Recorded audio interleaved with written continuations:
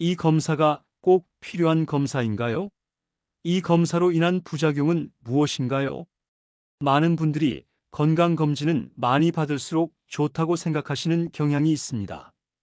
특히 고령이 되면 더 많은 질병 위험이 있으니 더 자주, 더 많은 검사를 받아야 한다고 생각하시죠? 하지만 실제로 의학적 연구와 임상 따르면 모든 검사가 모든 연령대에 동일하게 유익한 것은 아닙니다. 오늘 이 영상에서는 김순자 할머니의 사례를 통해 의학적 근거를 바탕으로 고령자에게 꼭 필요하지 않을 수 있는 5가지 검진 항목에 대해 알아보겠습니다. 이 내용은 고령자 본인뿐만 아니라 부모님이나 조부모님의 건강을 챙기는 가족 구성원들께도 매우 유용한 정보가 될 것입니다. 앞으로 이어질 중요한 정보들을 놓치지 않으시려면 지금 바로 구독 버튼과 좋아요도 부탁드립니다. 어머니는 암이 두려워서 매년 검진을 받으셨어요. 그런데 그 검진이 오히려 어머니를 데려갔습니다. 85세 김순자 할머니의 딸 이영희 씨는 어머니의 사진을 바라보며 떨리는 목소리로 말했습니다. 벽에 걸린 사진 속 김 할머니는 환한 미소를 짓고 있었습니다. 손주들과 함께 찍은 사진이었습니다. 어머니는 항상 건강에 신경 쓰는 분이셨어요. 젊었을 때부터 식단 관리도 철저히 하시고 매일 아침 동네 한 바퀴를 걸으셨죠. 건강해야 가족들에게 짐이 안 된다는 말씀을 자주 하셨어요. 김 할머니는 3명의 자녀와 7명의 손주를 둔 할머니로 남편과 사별한 후에도 혼자서 살림을 꾸려나갔습니다. 80세가 넘은 나이에도 대부분의 일상생활을 스스로 해내는 독립적인 분이었습니다. 어머니는 특히 암에 대한 두려움이 컸어요. 친한 친구 2분이 대장암으로 돌아가신 후로 더 예민해지셨죠. 나는 암에 걸리면 안 된다. 조기에 발견해야 한다고 항상 말씀하셨어요. 그래서 정기 검진을 한 번도 거르지 않으셨습니다. 이 씨는 김 할머니가 80세가 넘어서도 건강관리에 매우 적극적이었다고 회상합니다. 어머니는 내 건강은 내가 챙겨야 한다며 정기검진을 한 번도 놓치지 않으셨어요. 오히려 담당 의사보다 더 많은 검사를 원하실 정도였죠. 젊은 사람들만 건강해야 하는 게 아니다라고 항상 말씀하셨어요. 작년 김 할머니는 85세 생일을 맞이했습니다. 건강에는 특별한 문제가 없었지만 10년 전 발견된 양성 대장 용종의 이력 때문에 정기적인 대장 내시경 검사를 받아왔습니다. 지난해 9월 어머니는 평소처럼 대장 내시경 검사를 예약하셨어요. 저희 자녀들은 사실 걱정이 됐습니다. 어머니 나이에 그런 검사가 꼭 필요할까 싶었거든요. 하지만 어머니가 워낙 고집이 세셔서 검사 전날 김 할머니는 장 세척을 위한 준비를 시작했습니다. 이 과정은 젊은 사람들에게도 쉽지 않은 과정인데 85세 노인에게는 더욱 큰 부담이었습니다. 그날 저녁 제가 어머니 댁에 들렀는데 어머니가 많이 지쳐 보이셨어요. 괜찮으세요? 라고 물었더니 괜찮다고 하셨지만 얼굴이 창백했어요. 지금 생각하면 그때 검사를 취소했어야 했는데 밤새 장 세척액을 복용하느라 김 할머니는 심한 탈수 증상을 겪었습니다. 화장실을 수십 번 오가며 물 같은 설사를 하는 과정에서 전해질 불균형이 생겼고 노인성 탈수는 젊은 사람들보다 훨씬 위험한 상태를 초래할 수 있습니다. 다음날 아침 어머니는 너무 약해져서 일어나기도 힘들어 하셨어요. 제가 걱정되어 검사를 미루는 건 어떨까요? 라고 하였으나 어머니는 이미 이렇게 준비했는데 오늘 꼭 해야 한다고 고집하셨습니다. 어머니는 건강검진을 절대 미루지 않는 분이셨거든요. 이 씨는 어머니를 병원으로 데려갔고 예정대로 대장 내시경 검사가 진행되었습니다. 그러나 검사 도중 예상치 못한 상황이 발생했습니다. 검사실에서 갑자기 의사가 급하게 나왔어요. 환자분 장에 천공이 생겼다. 응급 수술이 필요하다고 했어요. 그 순간 다리에 힘이 풀렸어요. 장천공은 대장 내시경에 알려진 합병증 중 하나로 내시경이 장벽을 뚫는 상황을 말합니다. 보통 1000명 중 1명꼴로 발생하지만 고령자의 경우 위험이 크게 증가합니다. 특히 고령층의 경우 장 조직이 약해져 천공 위험이 일반 성인의 3에서 4배 정도에 달합니다. 어머니는 바로 응급수술실로 들어가셨어요. 3시간의 수술 끝에 천공 부위를 봉합했지만 이미 장 내용물이 복강 내로 새어나가 복막염이 시작된 상태였습니다. 김 할머니는 중환자실로 옮겨졌고 강력한 항생제 치료를 시작했습니다. 그러나 고령으로 인한 면역력 저하로 감염은 빠르게 악화되었습니다. 첫 3일은 그래도 의식이 있으셨어요. 어머니는 계속 미안하다, 괜한 고집 부렸다고 하셨어요. 저는 괜찮아요. 어머니, 곧 나아질 거예요라고 했지만 마음속으로는 불안했죠. 수술 후 4일째 김 할머니의 상태는 급격히 악화되었습니다. 폐혈증으로 진행되었고 혈압이 떨어지기 시작했습니다. 의료진은 승합제를 투여했지만 효과가 제한적이었습니다. 의사가 저희를 따로 불러 상태가 매우 위중하다고 했어요. 그때 처음으로 어머니를 잃을 수도 있다는 생각이 들었습니다. 폐혈증은 감염으로 인해 전신에 염증 반응이 일어나는 심각한 상태로 사망률이 높은 질환입니다. 특히 고령자의 경우 폐혈증으로 인한 사망률은 40에서 60%에 달합니다. 일주일 동안 어머니는 의식이 혼미한 상태로 중환자실에 계셨어요. 온갖 기계에 연결되어 있는 모습이 평소 활기차시던 어머니의 모습과 너무 달랐어요. 수술 후 10일째 되는 날, 김 할머니는 다발성 장기 부전으로 사망하셨습니다. 가족들이 지켜보는 가운데 마지막 숨을 거두셨습니다. 임종 직전 어머니가 잠깐 의식을 되찾으셨어요. 저희 자녀들과 손주들의 얼굴을 한 번씩 보시더니 마지막으로 사랑한다고 하셨어요. 그게 마지막 말씀이었습니다. 이 씨는 어머니의 사망 후 병원 측에 검사 결과에 대해 물었습니다. 충격적이게도 검사에서 발견된 것은 암이 아닌 단지 작은 용종 몇 개뿐이었습니다. 암으로 발전할 가능성이 낮은 병변이었습니다. 가장 가슴 아픈 건 그 검사가 필요하지 않았을 수도 있다는 점이에요. 이 씨는 어머니의 사망 후 의학 논문과 가이드라인을 찾아보기 시작했습니다. 그리고 여러 의학 연구에서 80세 이상 고령자에게는 건강검진의 이득보다 위험이 더 클 수 있다는 사실을 알게 되었습니다. 어머니는 항상 건강을 위해서는 모든 검사를 다 받아야 한다고 믿으셨어요. 병원에서도 어머니가 검사를 원하시니 그대로 진행했고요. 하지만 이제 본인 나이에 맞는 적절한 검사가 있었던 것 같아요. 이 씨는 어머니의 사망 후 1년이 지난 지금 비슷한 상황에 처한 고령자와 가족들에게 경각심을 불러일으키고자 이 이야기를 공유하게 되었습니다. 위 이야기에서처럼 고령자에게 모든 검사가 유익하다고 볼 수는 없을 것입니다. 그렇다면 고령자에게 불필요한 건강검진은 어떤 것이 있을까요? 첫 번째로 암검진입니다. 암검진은 우리 건강검진의 기본이라고 할 수 있죠. 하지만 80세 이상의 고령자에게 암검진이 과연 얼마나 유익할까요? 암검진은 대부분 잠재적인 암을 조기에 발견하여 치료 성공률을 높이는 것이 목적입니다. 하지만 고령자에게는 이런 원칙이 항상 적용되지 않을 수 있습니다. 그 이유를 살펴볼까요? 첫째, 암은 대체로 천천히 자라는 경우가 많습니다.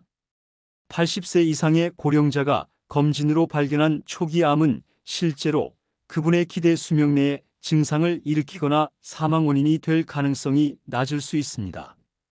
의학적으로 이를 과잉 진단이라고 합니다.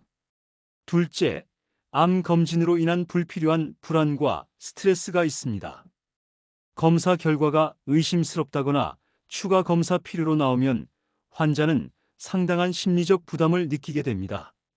셋째, 고령자의 경우 검진 후 발견된 암에 대한 치료가 오히려 삶의 질을 크게 떨어뜨릴 수 있습니다. 수술, 화학요법, 방사선 치료 등은 신체적으로 큰 부담이 되며 고령자는 이러한 치료의 부작용에 더 취약합니다.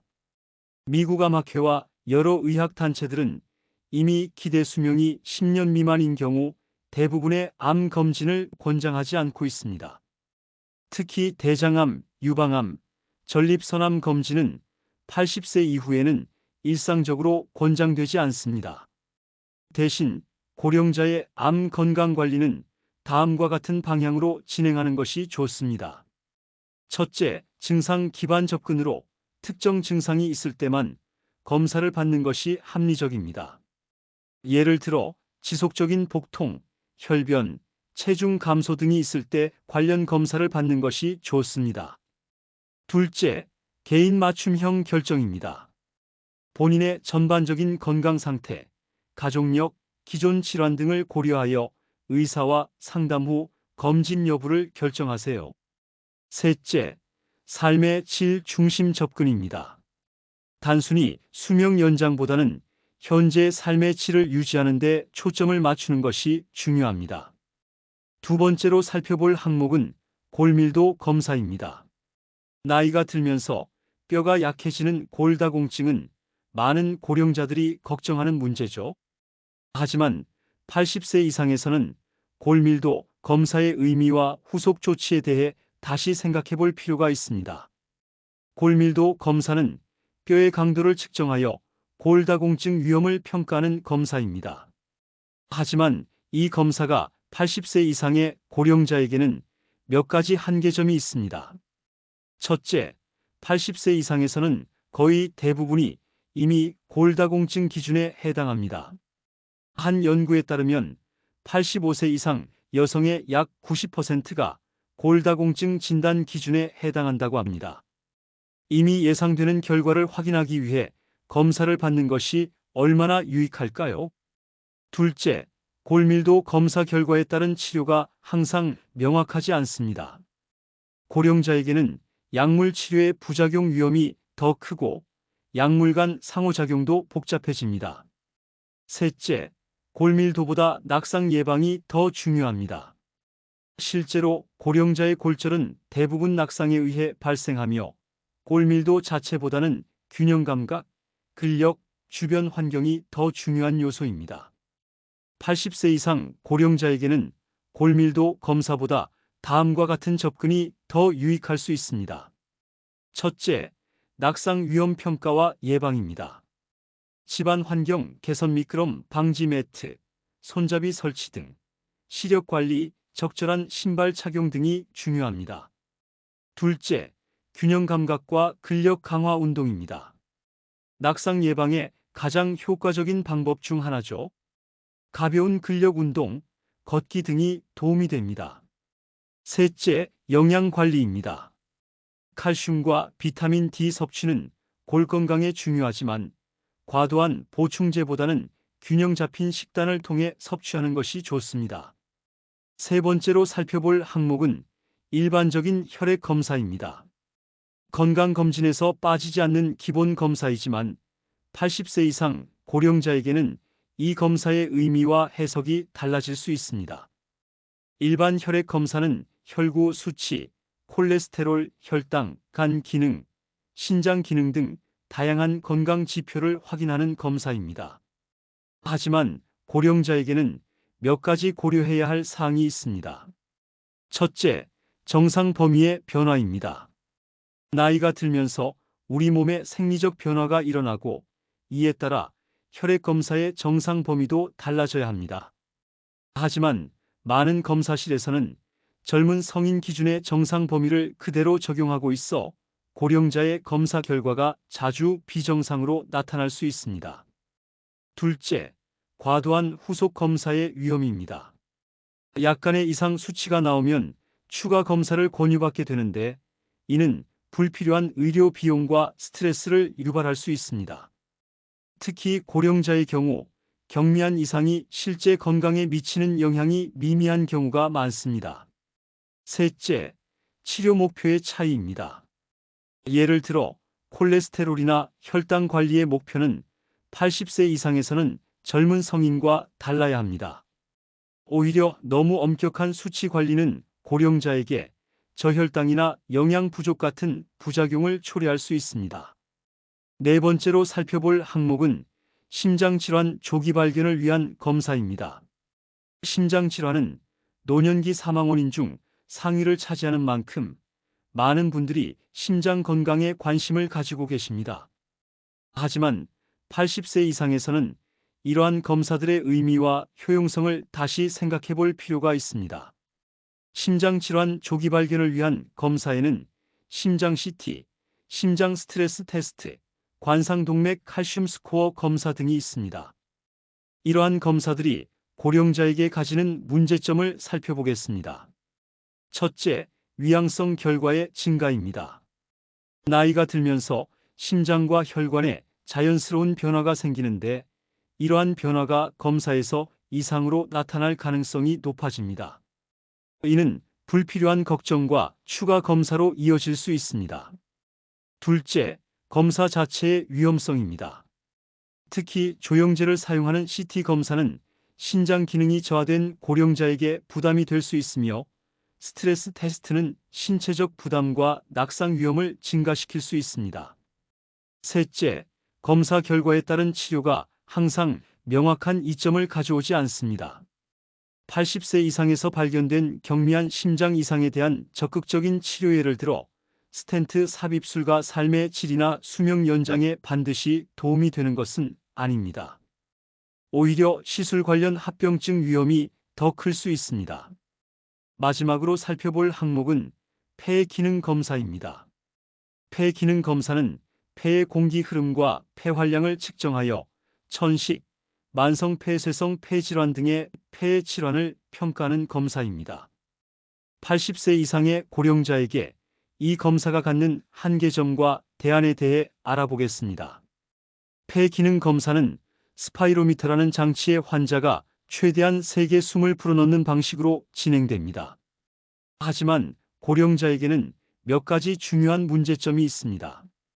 첫째, 검사의 어려움입니다. 폐 기능 검사는 환자의 적극적인 협조와 체력이 필요합니다. 80세 이상 고령자는 검사 지시사항을 따르기 어렵거나 힘껏 숨을 불어내는 행위 자체가 체력적으로 부담될 수 있습니다. 이로 인해 검사 결과의 정확도가 떨어질 수 있습니다. 둘째, 연령 관련 변화의 오해석입니다. 폐 기능은 나이가 들면서 자연스럽게 감소합니다. 근육량 감소, 폐의 탄력성 저하, 흉곽의 변화 등은 노화의 일반적인 과정이지만 이러한 변화가 폐의 질환으로 오인될 수 있습니다. 셋째, 검사 결과의 임상적 유용성 문제입니다. 고령자에게서 폐 기능 검사 결과가 약간 낮게 나왔다고 해서 적극적인 치료가 삶의 질이나 예후를 반드시 개선한다는 증거는 부족합니다. 넷째, 검사 자체의 위험성입니다. 강하게 숨을 내쉬는 과정에서 현기증, 기침, 기관지 경련, 심지어 실신이 발생할 수 있으며 이는 고령자에게 더 위험할 수 있습니다. 지금까지 80세 이상 고령자에게 신중히 고려해야 할 5가지 검진 항목에 대해 알아보았습니다. 지금까지의 내용을 정리해 보겠습니다. 고령자 건강관리에서 중요한 몇 가지 원칙이 있습니다. 첫째, 삶의 질 중심 접근입니다. 수명 연장보다 삶의 질 향상에 초점을 맞추는 것이 중요합니다. 무의미한 검사와 치료로 인한 스트레스와 불편함은 삶의 질을 저하시킬 수 있습니다. 둘째, 과잉 의료화 방지입니다. 노화의 자연스러운 과정을 병리적인 상태로 오인하여 불필요한 검사와 치료를 받는 것은 오히려 해로울 수 있습니다. 셋째, 개인화된 접근입니다. 모든 고령자는 건강 상태, 선호도, 삶의 가치관이 다릅니다. 개인의 전반적인 상황을 고려한 맞춤형 접근이 필요합니다. 넷째, 위험과 이득의 균형입니다. 모든 의료 행위는 잠재적 이득과 위험을 함께 가지고 있습니다. 고령자의 경우 이 균형이 젊은 성인과 다를 수 있음을 인식해야 합니다. 의사와 상담할 때는 이 검사가 제 삶의 질을 향상시키는데 어떤 도움이 될까요? 검사 결과에 따라 취할 수 있는 조치는 무엇인가요? 이 검사나 치료의 잠재적 위험은 무엇인가요? 등의 질문을 고려해 보세요. 80세 이상 고령자에게 더 중요한 건강관리 방법은 일상생활 기능 유지, 적절한 운동, 사회적 교류, 건강한 식습관, 그리고 약물 검토입니다. 오늘 소개해 드린 내용이 여러분과 여러분의 가족에게 도움이 되었기를 바랍니다. 기억하세요. 건강관리의 목표는 단순히 오래 사는 것이 아니라 의미 있고 행복한 삶을 사는 것입니다. 이 영상이 도움이 되셨다면 좋아요와 구독 부탁드립니다. 다음 영상에서 또 만나요. 백세노트였습니다.